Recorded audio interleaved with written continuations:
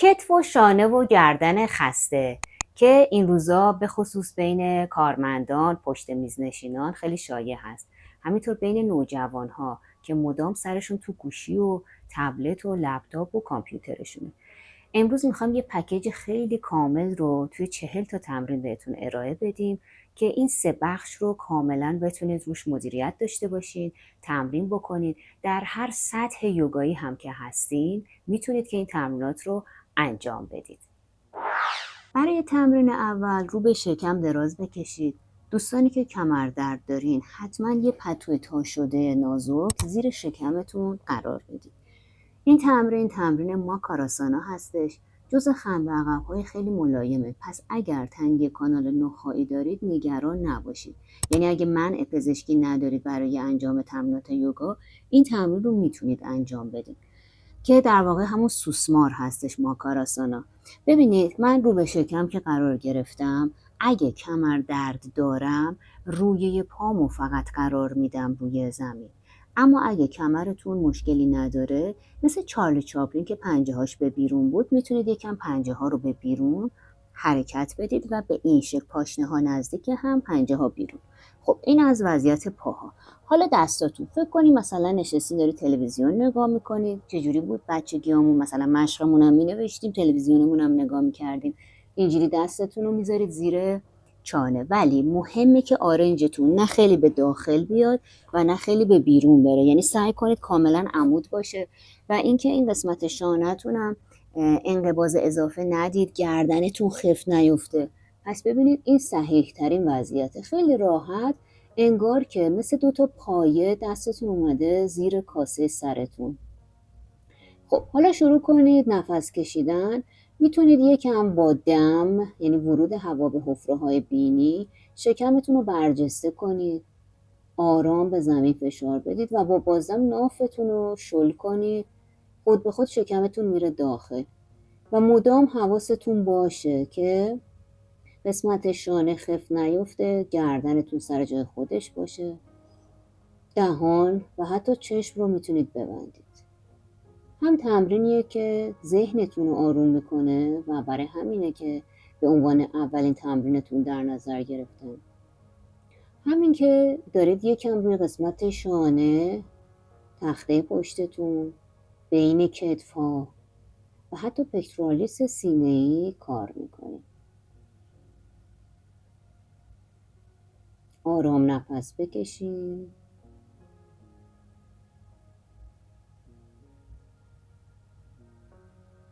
بسیار عالی. میریم برای تمرین بعدی هم که اسمش ابوالهول هست. یکی از خم عقب‌های سیفه، ولی باز دوستانی که تنگ کانال دارید احتیاط داشته باشید. اینجا روی پا رو میخوابونیم. اگه کمر حساسه یه کوچولو پاها فاصله داشته باشه. من همیشه تو کلاسا میگم بچه‌ها حالا چه کمر دردی ان چه کمرشون اوکیه، در هر صورت یه مقدار فاصله بدن پاها رو. بعد ببینید دقیقا مثل مجسمه ابوالهول، حتما همتون دیدین عکسشو. ببینید به این شکل این قسمت بازو عمود به ساعده، کف دستامون قشنگ رو زمینه. باز چک میکنید مثل تمرین قبلمون که قسمت شانه انقباض نداشته باشه، گردنتون سر جای خودش باشه. حالا قسمت استخوان تناسلی که بهش میگیم پوبیس، اونو به زمین یه ذره فشار میدی، چانه رو میکشی بالا، نگاهت هم به سقف. یه 2-3 تا نفس بمون. بعد آروم آروم آرنجا رو به بیرون باز میکنی، میای پایین. دوست داشتی دستاتو بذار پیشونی رو دستات یا اینکه کامل پیشونی رو زمین. قشنگ رها کن قسمت کتفا که توی این تمرین به هم نزدیک شده بودن و حالا رها شدن. خب یه دوره دیگه با هم انجام میدیم. خیلی تمرین مفیدیه و خیلی کمک میکنه به رفع اون گرفتگی هایی که تو ناحیه کتف و بین کتف ها ممکنه که ایجاد شده باشه. ببینید به این شکل آرام آرام لیفت میکنم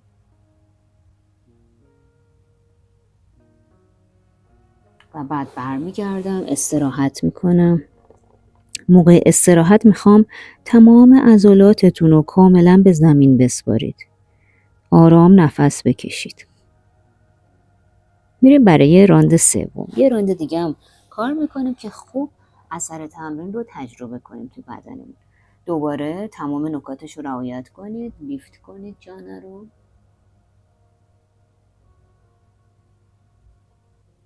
و آرام آرام برمیگردیم.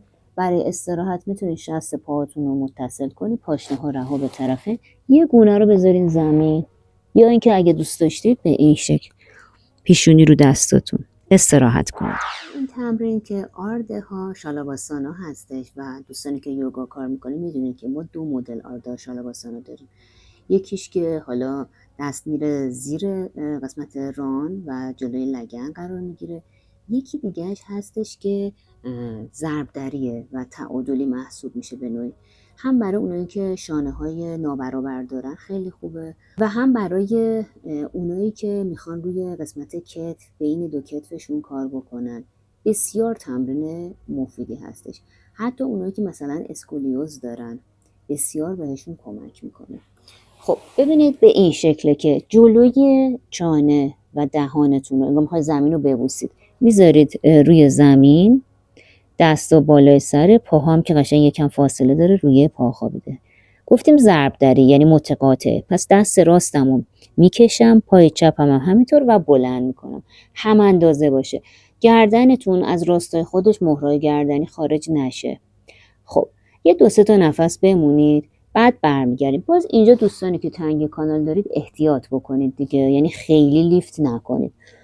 برمیگردم، حالا دست چپ و پای راست و سعی میکنم هم اندازه بیارم بالا در حد توانم، فشار نمیارم. یه 2-3 تا نفس میمونم، برمیگردم، یکم ریلکس میکنم، میخوام یه راند دیگه تکرار بکنم. دست راست و پای چپ خوب بکش، حالا بلند کن، نفس و کشش، نفس و کشش، نفس و کشش. برمیگردیم، حالا میریم دست چپ و پای راست خوب میکشی، حالا بلند میکنی، نفس و کشش. سرت میگم لازم نیست که به این شکل بشه، همین که گردنتو در راستای خودش نگهداری کافی هستش. خب یه دور دیگه با هم انجام بدیم که خوب اثر تمرین رو تجربه کنیم. دست راست پای چپ میکشم، بلند میکنم، نفس و کشش، نفس و کشش، نفس و کشش. برمیگردم، دست چپ و پای راست خوب بکش، بلند کن، نفس و کشش، نفس و کشش، نفس و کشش. خیلی عالیه. میریم برای استراحت. مثلا اگه تو تمرین قبل گونه راستتون رو گذاشته بودین، الان گونه چپ رو بذارید، شست پاها متصل، پاشنه ها رها به طرفین، خوب بدنتو به زمین بسپار، استراحت کن. حالا که چند تا خم عقب داشتیم، لازمه که حتما یه خم جلو داشته باشیم که کانتر پوز یا مکمله و خود این تمرین هم اتفاقا در راستای سری تمرینی به ما بسیار کمک میکنه. دستمون رو میذاریم طرفین سینه و میریم به سجده. میخوام سجده که انجام میدین سجده پسیو یا کودک باشه. ببینید به این شکل. حالا اگه نیازم داری میتونی بالش بذاری، پیشونیت بیاد روی بالش. بعد میبینی اینو میگن پسیو، یعنی دستت قشنگ کنار پا، قشنگ بدن تو لخت و سنگین ولو کن روی زمین. تنفست شکمیه، با دم شکم پر، با بازدم نافت میره داخل.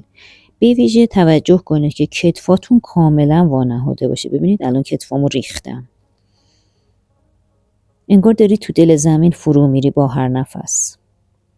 اجازه بدید که بعد از اون خم عقب‌های مکرری که داشتید الان یه استراحتی بدید به تخته پشتتون. نفس. فکر کنید که بدنتون از جنس عسله، یعنی نیمه جامده، با هر تنفس انگار که پخش میشه. بسیار عالی.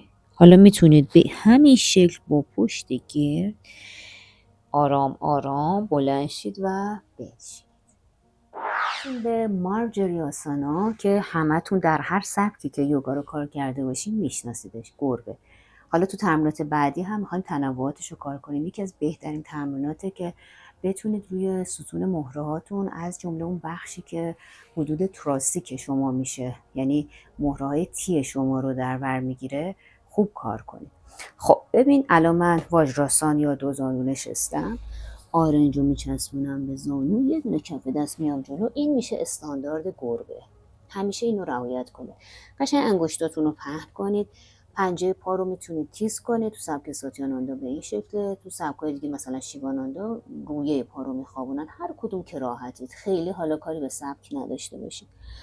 خب بعد چی کار میکنم؟ ببینید سر و لگن رو تیک میزنم به طرف سقف، پشتم مقعر شده، درسته؟ باز اینجا دوستان تنگی کانال خیلی این قسمت رو حالت گود نکنید. بعد از انتهای ستون مهره، از اون پایین قسمت لگن دارم پشتم رو گرد میکنم مثل یه گربه. دیدی گربه ها رو؟ باز اینجا هم دوستانی که دیسک بیرون زده دارید خیلی به انتهای تمرین نرید. کلا این دو گروه دوستامون هر دو قسمت تقعر و تهدب رو کامل اجرا نکنید. این اتفاقا جز اون تمریناتیه که خیلی دامنه وسیعی داره به لحاظ درمانی. مثلا برای رفع افسردگی هم بسیار تمرین خوبیه، چون دارید در ناحیه ستون مهره ها و ارکترواسپاین ها، راست کننده های ستون مهره، خوب یک تحریک و پالسی رو ایجاد میکنید. با من انجام بدید، لازم نیست بشمارید. اونایی که میخوان حرکت رو با تنفس هماهنگ کنن، وقتی سر و لگن میاد بالا دم و وقتی که به طرف پایین میره سرتون بازدم. دهان بسته باشه لطفاً، با بینی نفس بکشید. مرسی. یه دور دیگه با هم انجام میدیم. خوب شکم رو بمکید به داخل. بسیار عالی. آروم آروم برمیگردین و اگه به مچ دستتون فشار اومده، بعد از هر بار که تمرین میکنید حتما به این شکل لق به لق بته کنید، باد بزنید که فشار از روی مچتون برداشته بشه. به تمرین تعادلی گربه که خیلی شبیه همون آردا شالاواسانای متقاطع هستش. باز این هم علاوه بر این که به رفع خستگی و گرفتگی در ناحیه کتف و شانه بسیار کمک میکنه، باز برای اونهایی که شانه های نابرابر دارن، اونهایی که اسکولیوز یعنی انحراف جانبی ستون مهره ها هم دارن، بسیار کمک میکنه. حالا ما اون تمرین مربوط به اسکولیوز رو برای دوستانی که این مشکل رو دارن اینجا براتون قرار میدیم و لینکش هم توی دیسکریپشن میذاریم که بتونید تمرین تخصصی خودتون رو انجام بدید. خب ببینید دوباره از رو واژراسان من آرنجو میچسبونم به زانو، یه دونه کف دست میرم جلو. دقت کنید که پشت و جلوتون شیء تیزی چیزی نباشه، مانعی نباشه که قشنگ بتونید دست و پا رو بکشید. خب ببین وزنمو میندازم کف دست چپم، بعد دست راستمو میکشم جلو، همزمان سعی میکنم پای چپ رو هم به یک اندازه بکشم. خیلی مهمه که این راستای در واقع تقارن لگنتون به هم نخوره. ببین این غلطه، پس سعیتون رو میکنید که این راستا رو نگه دارید. خب کششه برام خیلی مهمتره. خوب دست راست و پای چپ تو بکش. بسیار عالی. در حد توانت بمون و برگرد. باز سعی میکنیم که کمترین موبیلیتی و جابجایی رو تو این فضا داشته باشیم. حالا دست چپ رو میکشم و پای راست. اونایی که زانو دردی هستین حتما زیر زانوتون رو یه چیز نرمی بذارید. حالا من دیدم اخیراً زیر زانویی هم فروشگاه‌های مربوط به محصولات یوگا ارائه میکنن که میتونید ازشون استفاده کنید. خب بریم برای یه دور دیگه. دست راست پای چپ. باز اگه خیلی زانوتون اذیته، دوستان زانو دردی براتون اینجا سری کامل مربوط به زانو درد رو میذاریم ویدیوشو و در واقع لینکش رو هم توی دیسکریپشن قرار میدیم که باز بتونید تمرین تخصصی داشته باشید. خب ببینید الان دست چپ و پای راست، گفتم روی پا میتونه بخوابه یا پنجه پا باشه، اونجوری که راحتید کار کنید. یه دور دیگه انجام میدیم. دست راست پای چپ، کشش خیلی مهمتره، خوب بکش و صورتتون هم به موازات زمین نگه دارید. پس سعیمون اینه که اون راستای لگن رو حفظ کنیم دیگه. ببین این غلطه، سعیمون اینه. حالا ممکنه که یه مقدار انحراف داشته باشیم. بسیار عالی. برمیگردیم و حتما مچ رو دوباره رها کنید. مثلا این دفعه میتونید این کار رو بکنید، خم و راست کنید، چرخش داشته باشید که فشار از روی دستتون برداشته بشه. تمرینی که من خیلی دوستش دارم، تمرین پیچ گربه. حالا بعضیا بهش نخ و سوزن هم میگن، هرچند که نخ و سوزن به یه سری تمرینات دیگه هم اطلاق میشه. خب ببینید ممکنه نیاز داشته باشین که یه بالش کوچولوی چیزی هم زیر سرتون بذارید. مثلا اونایی که سرگیجه میگیرن یا به هر شکل خیلی سرشون رو نمیتونن بندازن. ببینید من دوباره واژراسان نشستم، آرنج رو چسبوندم به زانو، یک کف دست میام جلو. باز اینم به روش‌های مختلف اجرا میشه. من یکی از راحت‌ترین روش‌هاش رو الان بهتون میگم. دست راستم رو میچرخونم، دیدی کف دستم چرخید. بعد از اینجا، بر همین میگن نخ و سوزن، از اینجا انگار داری نختو از تو سوراخ سوزنت عبور میدی. طوری میارم و اینو میکشم که کاملا این شانه راست من بیاد در امتداد سر من قرار بگیره. حالا اینجا اگه لازم داشتی یه چیزی زیر سرت بذار و بعد دست دیگر رو بکش بالا. یعنی دوتا دستت میخوام عمود به هم باشه.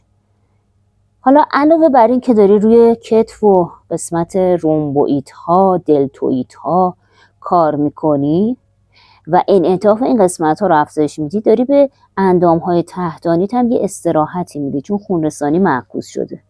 پس اگر که پریود هستید خیلی توقفتون طولانی نباشه روزهای اول پریود و اینو در نظر داشته باشید، ولی واقعا استراحت خوبی میده به اندام های انتهایی. خب حالا میریم سمت دیگه. ببینید از این زاویه هم ببینید که قشنگ این سمتی که تو دیدتون نبود الان با سمت متقارنش تو دیدتون قرار میگیره. ببین دست رو اول میچرخونم، کف دستم میاد رو به سقف، بعد طوری دارم اینو میکشم به جلو که مطمئن بشم شانم اومده روی زمین. بعد اگه نیاز داشتم بالشم رو میذارم، دست رو میبرم بالا. بسیار تمرین هم زیباییه، هم بسیار تمرین مفیدی هستش. یعنی اونایی که گرفتگی دارن توی نواحی که اسم بردم، اونایی که افتادگی حتی سینه دارن، یعنی رو قفس سینه‌شون نیاز دارن که کار بشه، بسیار به شما عزیزان این تمرین کمک میکنه. بسیار عالی. چون مکسمون طولانی بود، همین یک راندی که انجام دادیم کافی هستش. تمرینیه که خیلی دوستش دارم، چون به شما کمک میکنه کاملا قسمت تخت پشتتون، حالا شامل کتفا، بین کتفا، شانه ها میشه، تمام اینها رو رها بکنید. پس میخوام که در رهایی کامل انجامش بدید. ببین من همونجور که 4 زانو نشستم، دستم رو میذارم سر زانو و خیلی رها، انگار که دارم دایره میزنم. میبینید؟ حتی میتونید یه ذره پشتتون رو گرد کنید. لطفاً بشمارید. 3، نفس جاری از بینی، 4، 5، رهای رها. خب حالا 5 تا هم جهت عکسش. ببینید کدوم جهت را دستتونه. 2، 3، 4 و 5. بسیار عالی.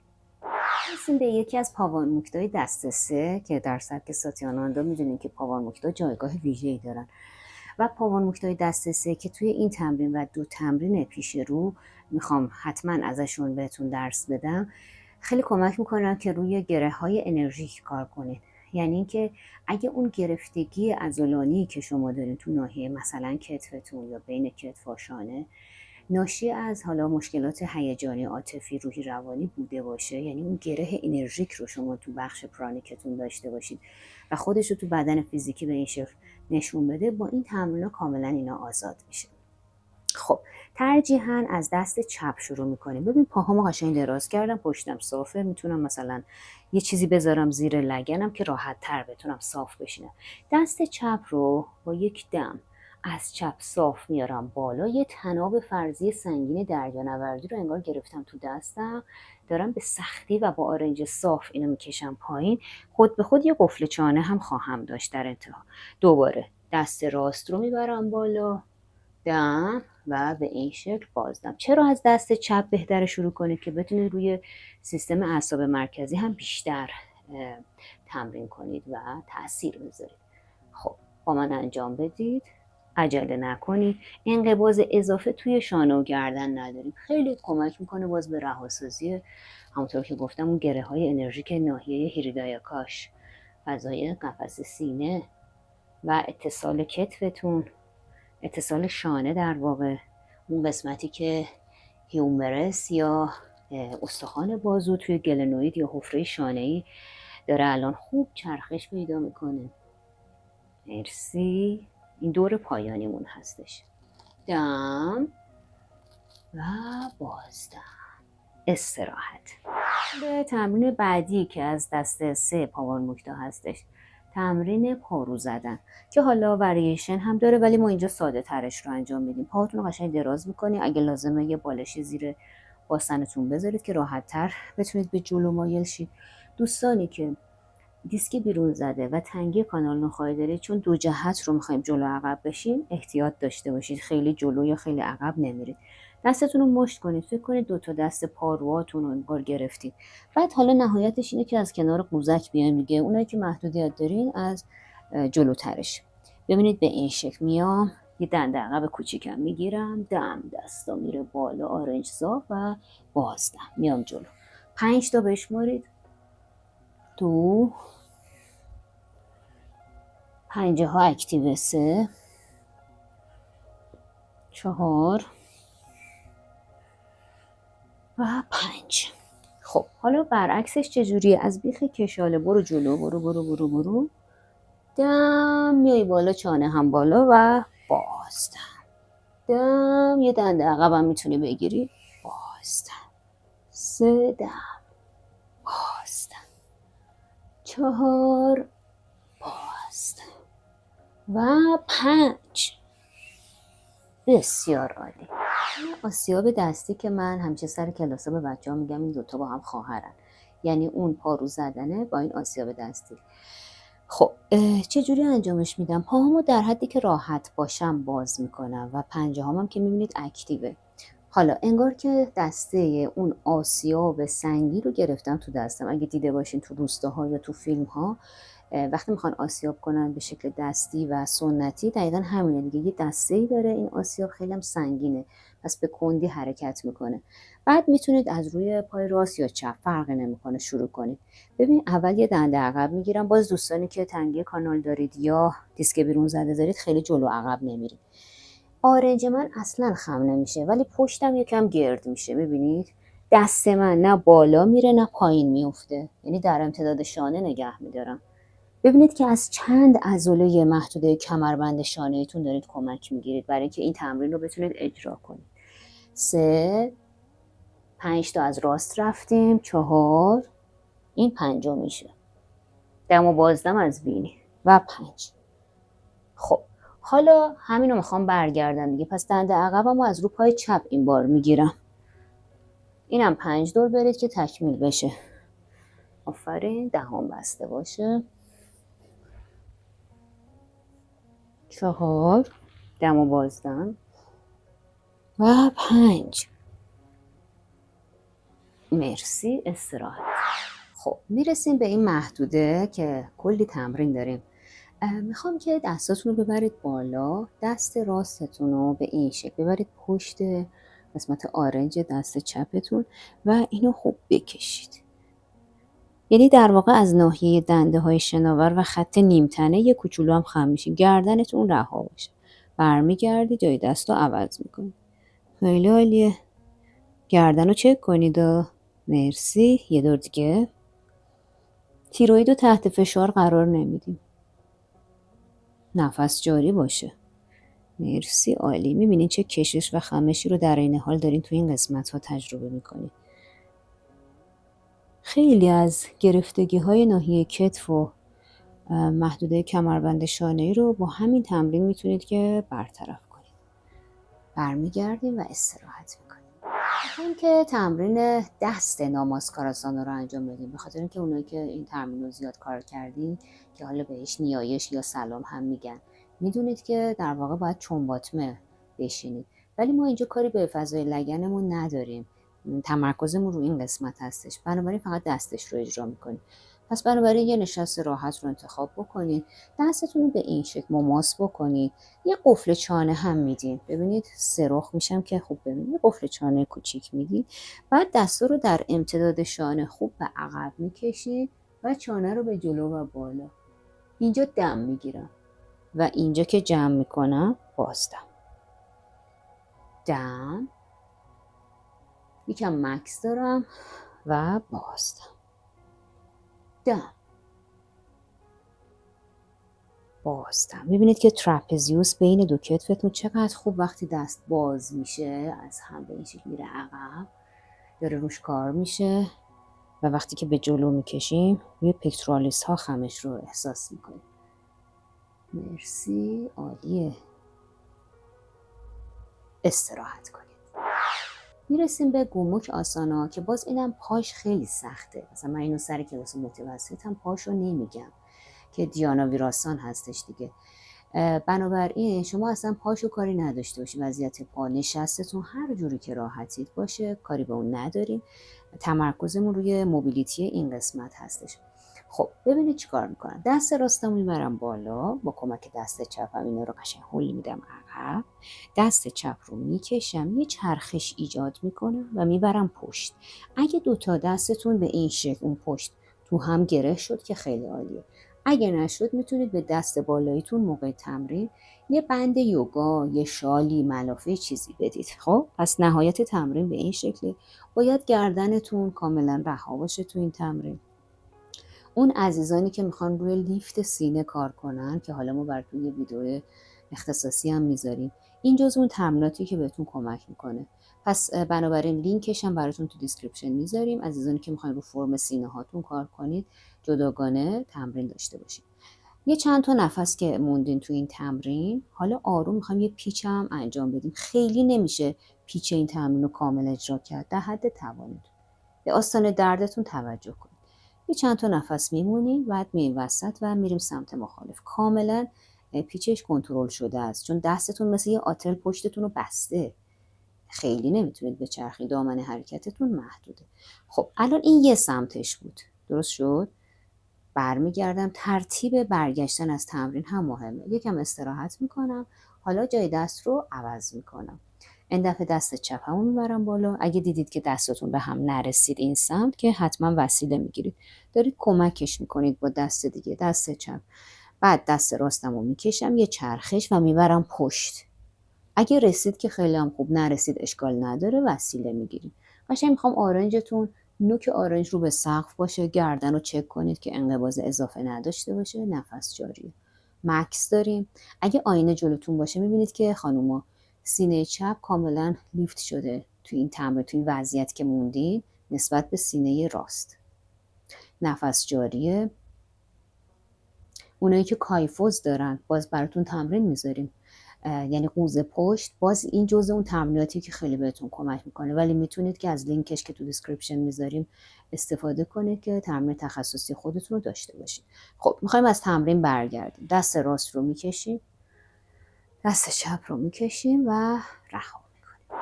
این تمرین هم حکم کانترپوز داره. بعد از این کشش هایی که فضای سینه داشتیم و حکم خم به عقب داشتن، جزء خم به جلوهای خیلی خوبه، منتها 3 تا لول داره. اینجا چون جنبه عمومی داره، همه افراد در همه سطوح دارید از این ویدیو استفاده میکنید، ما فقط شماره 1 رو بهتون آموزش میدیم.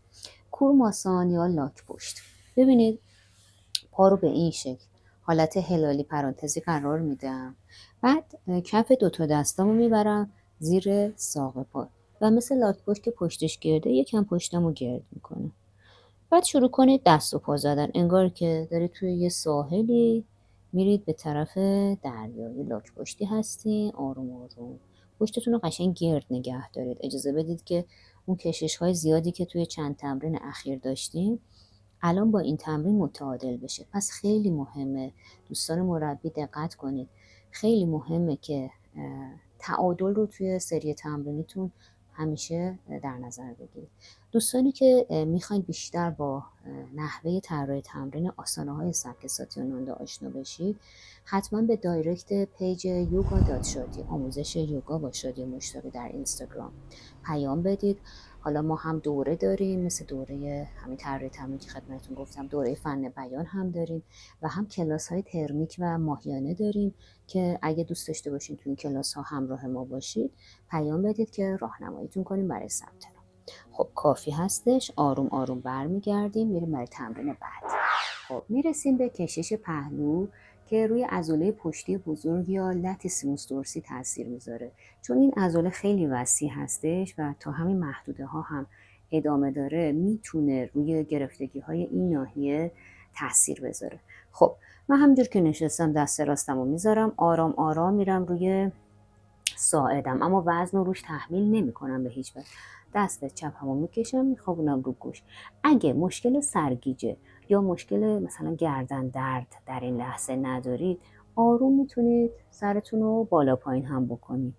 یعنی یه چرخش ملایمی داریم در محدوده گردنمون هم ایجاد میکنیم. حتی میتونید با مکس بیشتر انجام بدید که کاملا وضعیتتون استیبل بشه. خب برمیگردم و میرم سراغ سمت دیگه. پس ببینید به این شکل آرام آرام سمت دیگه لگنت بلند نمیشه، سنگین نگهش میداری. دست راست رو میکشی، میخوابونی، بکش. کشش مهمتره. وزن تو تحمیل نکن به دست پایین. نفس جاریه. اگه میتونی در توانته آروم سر رو به این شکل بچرخون. کشش یادت نره، شل نشه. مرسی. آرام آرام برمیگردم. این هم در ادامه تمرین قبل معمولا سر کلاس با هم گفته میشه. ببینید یه پیچ خیلی ساده هستش ولی خیلی خوب میتونه در راستای ستون مهره ها، ارکتور اسپاین ها، یعنی راست کننده های ستون مهره که خب اینها تا بالا هم ادامه دارن دیگه، روی اینها تاثیر بذاره.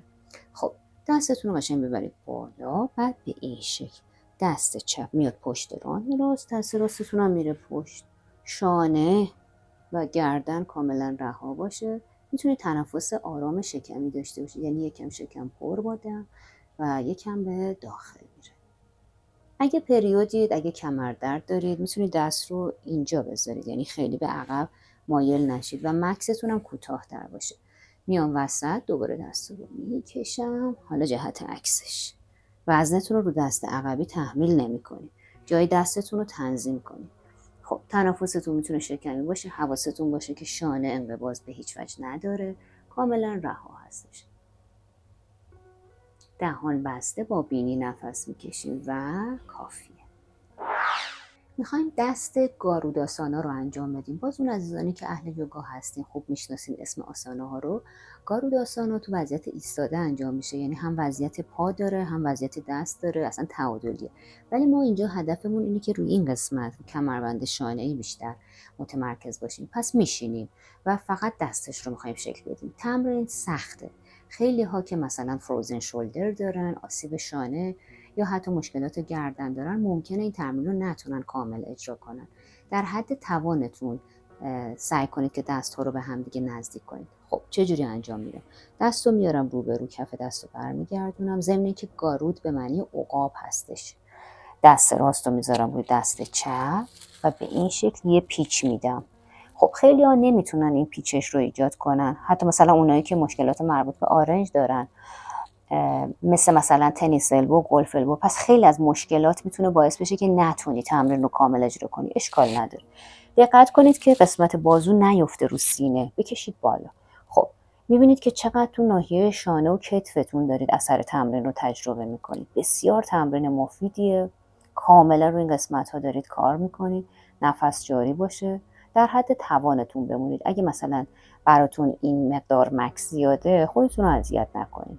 گفتم تمرین جزء تمرینات پیشرفته هست وضعیتش. خب آروم دست رو خارج میکنم. حالا قرینش رو انجام میدم. اگه نیاز به استراحت داری حتما دستتو بینش بنداز. دوباره این دفعه دست چپ رو میذارم رو دست راستم، یه دور میپیچم و به این شکل. نهایتش اینه دیگه.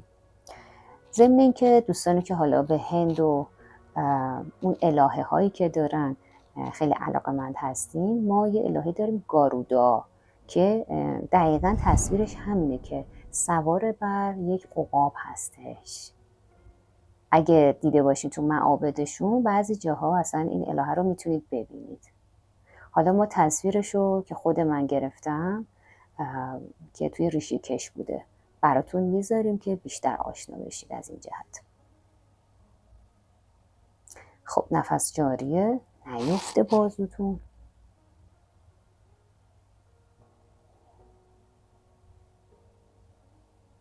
مرسی. از تمرین خارج میشیم. تمرین هم حکم کانترپوز یا مکمل تمرین قبل رو داره، یعنی دقیقاً عکس تمرین قبل که به این شکل انگار جمع شد این قسمت ها. حالا میخوایم این قسمت رو فراخ کنیم. همینجور که نشستید یه چرخش به شانه بدید، دستتون ببرید پشتتون، خوب بکشید. میبینید باز این یه خم به عقب دیگه، ولی خیلی قوس ندید دوستان تنگی کانال. خوب میکشم، حالا باهاش یکم هم میپیچم که دیگه کاملا قسمت هایی که نیاز داره الان کشیده بشه این اتفاق براش بیفته. یه 2-3 دور میپیچیم. آفرین، نفس جاری باشه. گردنتون رو دقت کنید، انقباض اضافه نمیدیم به گردن. مرسی. استراحت. باز این تمرینم الان خیلی خیلی جای خالیش محسوسه که میخوایم پر کنیم. ببینید این تمرین رو اصلا شما در طول روز زیاد انجام بدید. در واقع حکم خیشتن دوستی رو داره، یعنی تنها کسی که میتونه به شما کمک کنه خودتون هستین. پس خودتون رو به این شکل صمیمانه در آغوش بگیرید. ببینید در طول روز میتونید بارها این کار رو بکنید. منتها ما الان خیلی بدون که فکر کنیم کدوم دست اول میره این کارو کردیم. این برمیگرده به نیمکره های فعالتر ما، مثلا نیمکره راستتون فعاله یا چپتون. یه کوچولو هم میتونید قفل چانه بدید. امیدوارم میکروفون خیلی اذیت نشه، الان دارم میچلونمش. خب نفس جاریه، قشنگ دستتون رفته پشت.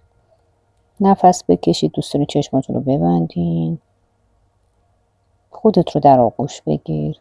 خود به خود اون هورمون اکسیتوسین وقتی خودت رو در آغوش میگیری ترشح میشه، چون میدونید دیگه هاگینگ در آغوش گرفتن یکی از روش‌هایی که باعث ترشح هورمون اکسیتوسین میشه که میتونه حتی دردها رو کاهش بده، درد جسمی رو. برای همینه که میگن وقتی درد دارید اگه کسی شما رو در آغوش بگیره دردتون کاهش پیدا میکنه.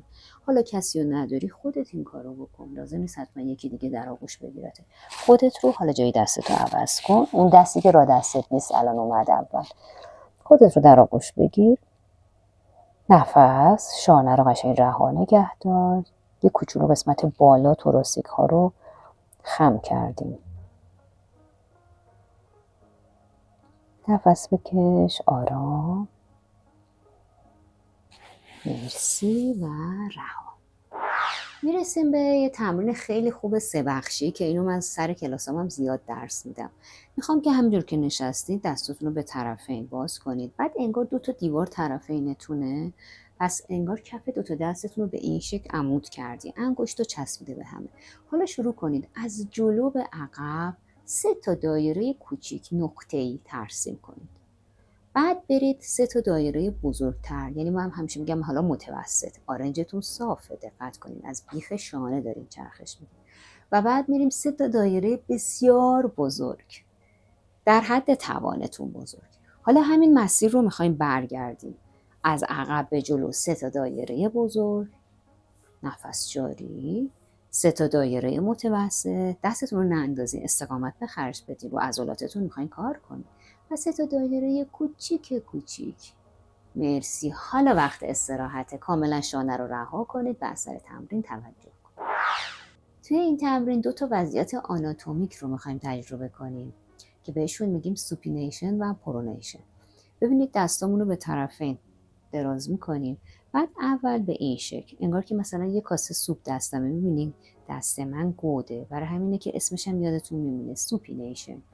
پس بچه ها این اسم آسانای یوگایی نیست، این یه وضعیت آناتومیکه، سوپینیشن.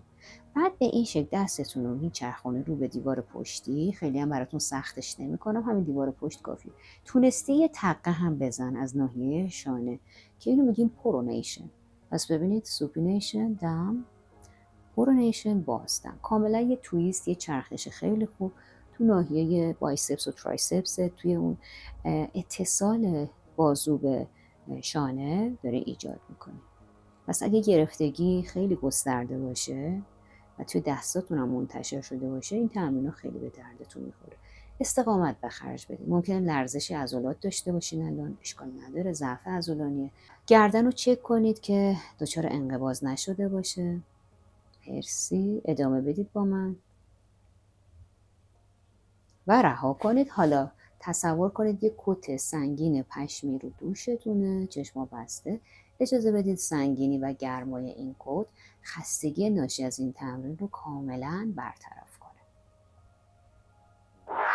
میرسیم به یه تمرین تخلیه‌ای که حالا درسته که من معمولا تمرین تخلیه ها رو از سطح متوسط به بالا درس میدم، ولی این تمرین رو تو سطح مبتدی هم اواسط کلاس رو به آخر میگم. خیلی مهمه که تخلیه ای رو ابتدای کلاس ارائه ندید دوستان مربی، چون طرف اصلا کاملا به هم میریزه. ببینید من همینجور که نشستم دستم رها هستش، شانه رو با یه دم میارم بالا، یکم دمتون رو نگه دارید و بعد از دهان و با یک آه کاملا شانه رو یک باره رها کنید. خیلی خوبه که لبه جایی نشسته باشید که دیگه دستتون هم رو زمین نباشه، کاملا آویزون باشه. مثلا بشین لبه صندلیت، بشین لبه تختت، مبلت. پس ببینید دم من از بینیه، یه کوچولو نگه میدارم ولی بازدم از دهان. آه بکش قشنگ. چجوری در طول روز 300 بارهای آه میکشی بابت زمین و زمان و آسمون و هر چیز دیگه؟ حالا اینجا این فرصت بهت داده میشه که کامل تخلیه بکنی. دم. پس خیلی از تنش‌های جمع شده توی ناحیه رو ما با این تمرین میتونیم که برطرف کنیم. 2 رانده دیگه داریم آقای ادمین. دم.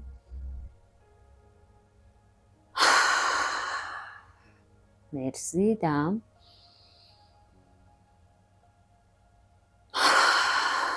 و استراحت. تمرین هم در واقع یه جور مکمل، کامل کننده، به این معنی مکمل کامل کننده تمرین قبله. باز اگه مثلا یه لبه نشسته باشید که دستاتون آویزون باشه که خیلی خوبه. ببینید میخوام با دستهای رها چرخش شانه رو به این شکل انجام بدید. 5 تا از جلو به عقب، صورتتون رو به رو. خوبه. و 5 تا از عقب به جلو. نفس.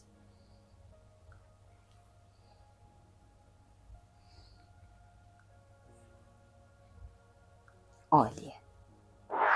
دوستانی که اهل فیتنس هستین دقت کرده باشید موقع مثلا کول داون، معمولا آخرای تمرین، این تمرین خیلی مربیان فیتنس ارائه میدن. خیلی تمرین خوبی هم هستش.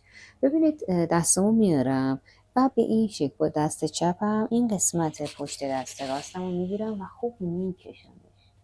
خیلی حال خوبی داره این تمرین. بکشید قشنگ. هم به عنوان وارم آپ میشه استفاده کرد، هم به عنوان کول داون. همیشه وسط کلاس به هر علتی انتخابش کرد.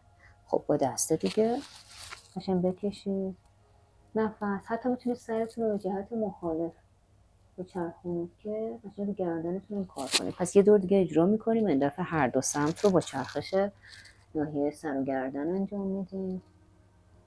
بسیار تمرین مفیدیه. باز این هم برای کتف و اتصالاتش خیلی خوبه، هم برای گردن. مرسی و استراحت. تمرین رو ما تحت عنوان تمرین کوه میشناسیمش. خیلی تمرین خوبیه.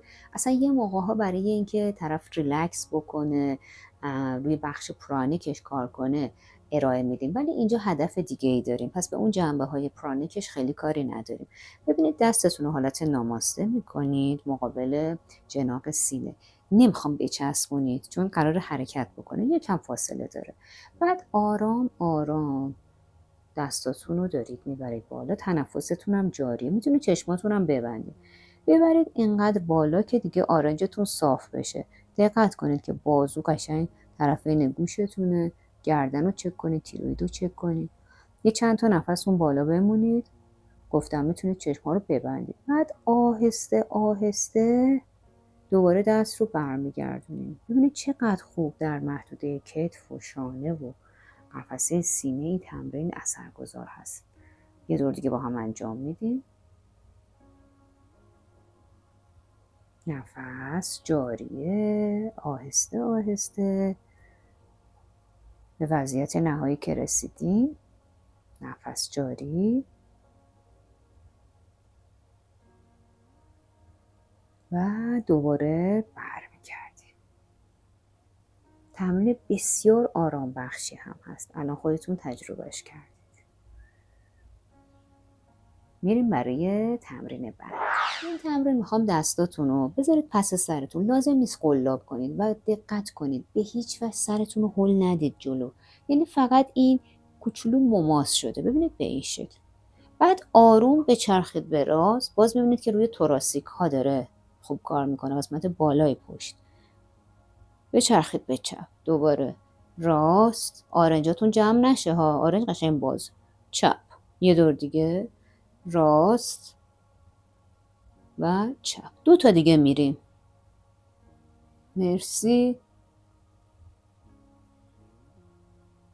عالیه. دوستان کمردردی خیلی دامنه پیچتون بزرگ نباشه، وسیع نباشه. استراحت. تمرین رو فضای گردن و شانه با هم کار میکنه. خیلی تمرین قشنگی هم هست، شبیه رقصای هندی هم هستش. ببینید دست رو نماسته میکنی، بعد این نماسته رو به راست میبری ولی سر به چپ، یعنی 2 تا جهت مخالفه. دوباره میای وسط و جای دست و سر رو عوض میکنی. شانه دقت کن که رها باشه. برو برای دور دوم. گردن رو بسیار آهسته بچرخونید. مرسی. اتصال کف دستاتون رو حفظ کنید. یه دور دیگه هم با هم انجام میدیم. تمرین خیلی قشنگیه، در این حال خیلی هم تاثیرگذار، چند جانبه. مرسی. استراحت. توی این تمرین انگشتا رو قشنگ قلاب میکنید. 2 تا دستا رو میذاریم پس سر. باز دقت کنید که سر رو هل ندید. آرنجا رو اول خوب باز کنید به عقب و بعد به این شکل به هم دیگه میرسونید. حالا اونی که مثلا گردن درد داره، اونی که سرگیجه میگیره، خیلی سرش رو دلا نمیکنه. ببینید میتونه به این شکل فقط یه قفل چانه بده. اما اگه مشکل نداری کامل از قسمت توراسیک خم میشی. دم بازدم، دم بازدم، دم بازدم، دم بازدم و استراحت. یکی از تمرینات فوق‌العاده که اصلا توی سیستم فیزیوتراپی هم به دوستانی که گردن درد دارن ارائه میشه. جنبه اصلاحی داره. همجور که نشستم دست راستم میذارم سمت چپ، شانه رو قشنگ ریلکس نگه میدارم، دست چپ رو صاف میکنم و اینو صاف صاف صاف، یعنی آرنج خم نمیشه، میارم تا نوک انگشتام برسه به زمین. حالا سر رو خم میکنم. نفس جاریه. چشماتون ترجیح هم باز باشه. عزیزانی که خیلی گردن درد دارید، میخواین تمرین تخصصی داشته باشین، اینجا براتون ویدیوشو میذاریم و لینکش هم تو دیسکریپشن میذاریم که تمرین تخصصی خودتون هم داشته باشید. آروم دستم رو سر میدم. ادمین جان لطفاً اینو در نظر داشته باش. یادداشت کن پسرم. خب سمت دیگه شانه رها باشه، دست رو میکشید. میبینید آرنج من صافه. نوک انگشتم که رسید به زمین. حالا دست بالایی رو سر میدم. یه دور دیگه با هم انجام میدیم. بسیار تمرین مفیدیه برای اونایی که مشکل آرتروز دارن، دیسک بیرون زده، تنگی کانال، یعنی تمام مشکلاتی که در ناحیه گردن هست با این تمرین خیلی خوب میشه روش کار کرد. آهسته. حالا که انقدر خوبه یه دور دیگه با هم انجام میدیم.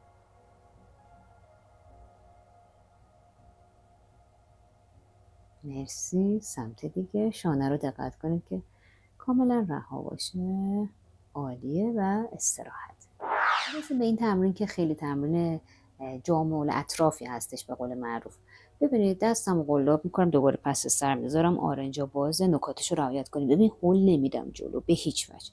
بعد میخوام از محدوده دنده های شناور یا خط نیمتنه آروم خم بشید به راست. حالا اگه مشکل گردن درد ندارید تو این لحظه یا سرگیجه نمیگیرید، سر رو میچرخونی به آرنج بالایت نگاه میکنی. یه 2-3 تا نفس حداقل بمون. بعد برمیگردی وسط، رو به رو سمت دیگه. آرنجا رو خوب باز نگه دارین و جمع نشه. ببینید رو به سمت آرنج بالایی. حالا میتونی تا نیمه بیای اگه مثلا برات سخته. خب حالا میخوایم یه دور دیگه انجام بدیم. این دفعه به آرنج پایینی نگاه میکنیم. پس دوباره خم میشم به این شکل. میبینی خیلی تمرین مفیدیه، یعنی هم برای گردنت خوبه، هم برای شانه، که تمام اینها رو پوشش میده. قفس سینه رو باز میکنه. مثلا باز اونایی که افسردگی دارین خیلی بهتون این تمرین رو کمک میکنه، حالتون جا میاد. آفرین. اونایی که انگیزه ندارین خیلی عالی. استراحت کنید. خیلی ساده و در این حال بسیار کاربردی برای گردن داریم. همونجور که نشستیم آروم. بچه خیلی آهسته، انگار مثلا فیلمو کند کردن. به راست میچرخی، چشمات ترجیح هم بازه، میای وسط و آرام آرام بچرخ. و جالبه که من این صحنه رو بچه دیشب تو خواب دیدم. یعنی قبل اینکه بخوایم این ویدیو رو براتون تهیه کنیم، من دیشب تو خواب دیدم که دارم اینو به یه عده آموزش میدم که الان تعبیر شد. دقت کنید که شانه کاملا رها باشه.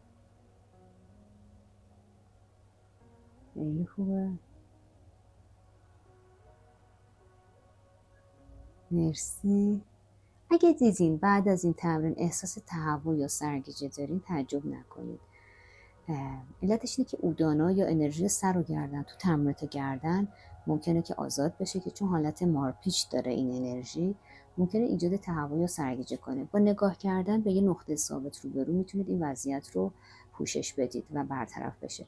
اینو الان گفتم. تو تمرینات دیگه‌تونم که تمرین گردن هستش حتما در نظر بگیرید. تمرین خیلی تمرین راحتیه ظاهرا، اما اجراش اون زمانی که من شاگرد حضوری داشتم میدیدم که بعضیا اشتباه انجامش میدادن در عین سادگی. خب چه جوریه؟ ببینید دستا رو دقت کنید که کاملا رها باشه، یا حتی اگه صندلی بشینید خیلی بهتره که دستتون کاملا رها باشه، شانه یه وقت بالا نیاد. گوش راست رو به شانه راست نزدیک کنم. حالا خطای این دوستان چی بود؟ می اومدن شانه رو هم بالا می آوردن. به هیچ عنوان نباید شانه بالا بیاد. گوشتونه که داره به شانه نزدیک میشه. پس ببینید این غلطه. خب دوباره اینم بعد آهسته انجام بدین و دقت کنید. خیلی آرام. بسیار عالی. یه دور دیگه با هم انجام میدیم. کشش رو احساس میکنیم و استراحت. با نوک بینیمون روی یه صفحه فرضی مقابلمون خیلی آروم دایره بزنیم. برای اینکه بتونی این نوک بینی رو که مثلا حکم اون نوک پرگار رو داره از روی این صفحه خارج نکنیم، پس خیلی نمیتونیم به طرف این سر رو بچرخونیم. حتما این نکته رو رعایت کنیم. ببینید به این شکل. میخوام 3 تا دایره از یه سمت. حالا من از راست شروع کردم. میبینی چقدر دامنه حرکتم محدوده، نفسم هم جاری. 3 تا هم جهت عکسش انجام بدیم. شانه رها باشه ها. آفرین. خیلی خوب. و استراحت. تمرین رو ممکنه بعضیاتون نتونید انجام بدید. اگه نمیتونید همون قبلی که دایره زدن با نوک بینی بود رو انجام بدید.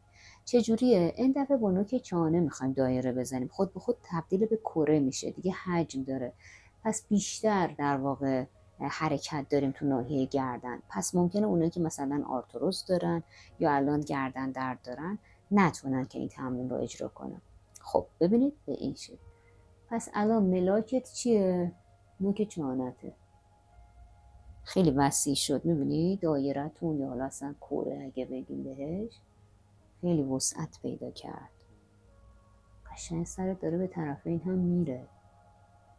3 تا و جهت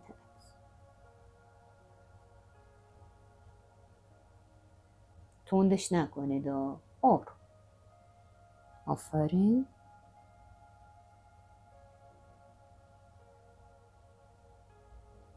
عالیه.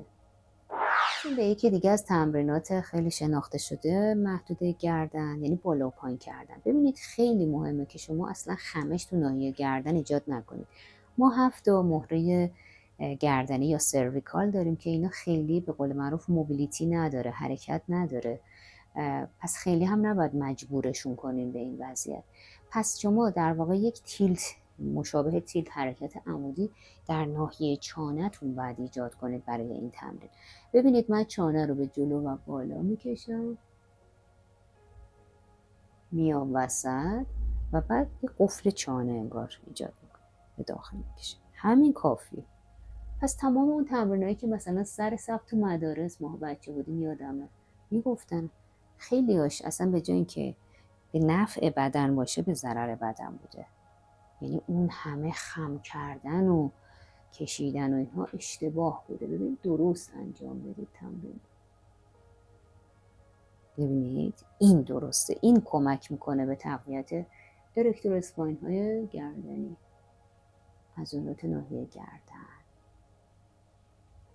شانه رها باشه ها، این غلطه. یه دور دیگه انجام میدیم. ترجیحاً چشمتون بازه. ببینید به این شکل کاملا دستتون هم بذارید، میبینید که کشش لازم رو الان ایجاد کردیم. به چرخش کامل شانه که باز جز تمرینای بسیار شناخته شده در یوگاست، ولی درست انجامش بدید. دستا رو میاریم رو به رو، کاپ میکنیم رو شانه. وقتی که آرنج رو میبرم بالا، چانه رو هم که تو تمرین قبل یاد گرفتیم میکشیم به جلو و بالا. وقتی آرنج میاد پایین، چانه میاد سر جاش. 5 تا از جلو به عقب رو انجام بدید، بشمارید حتما. ترجیحاً آرنج که میره بالا دمه، آرنج که برمیگرده پایین باز دم. 4 و 5. حالا جهت عکس یعنی چی؟ یعنی اول میبرم عقب، بالا و پایین. 5 دور.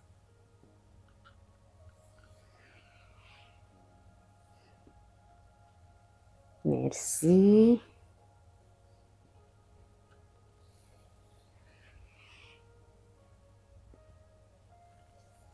عالی. تمرین خیلی شبیه تمرین قبله، اما یک ظرافت هایی داره که شاید تو تمرین قبلی خیلی متوجهشون نشدید. دستا رو به طرفین باز میکنید، کاپ میکنید رو شانه. حالا چرخش شانه رو میخوام اینجوری انجام بدید، یعنی آرنجتون دیگه مثل تمرین قبل جلو نمیاد، انگار که 2 تا مداد نوک 2 تا آرنجتون گذاشتی رو دیوار طرفین میخواین دایره بزنید، پس از این محدوده نباید خارج بشه. حالا این دستی که رو شانه هست حرکات ظریف این ناحیه رو میتونه که حس کنه. 5 تا از جلو،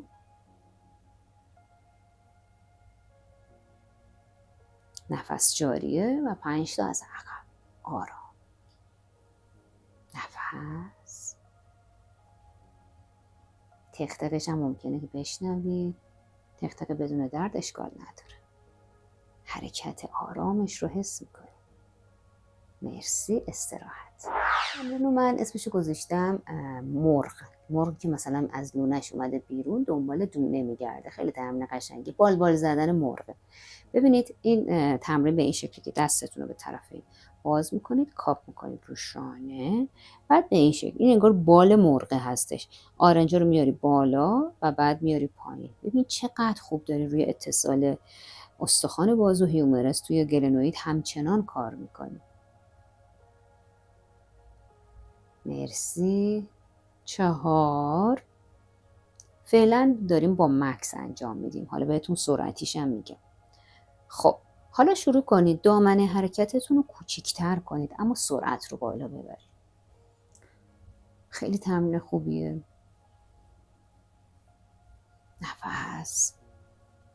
ادامه بدین در حد توان. ادامه.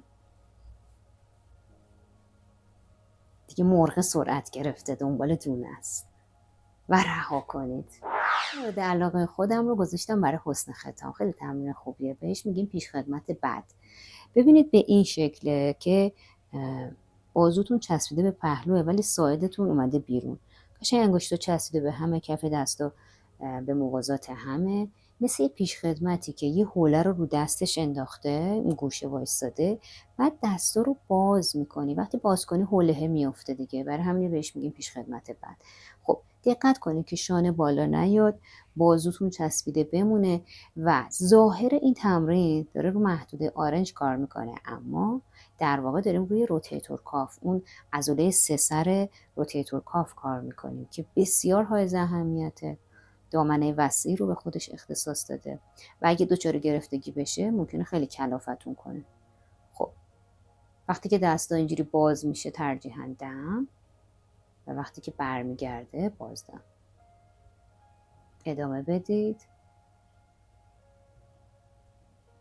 مرسی. خیلی تمرین مفیدیه.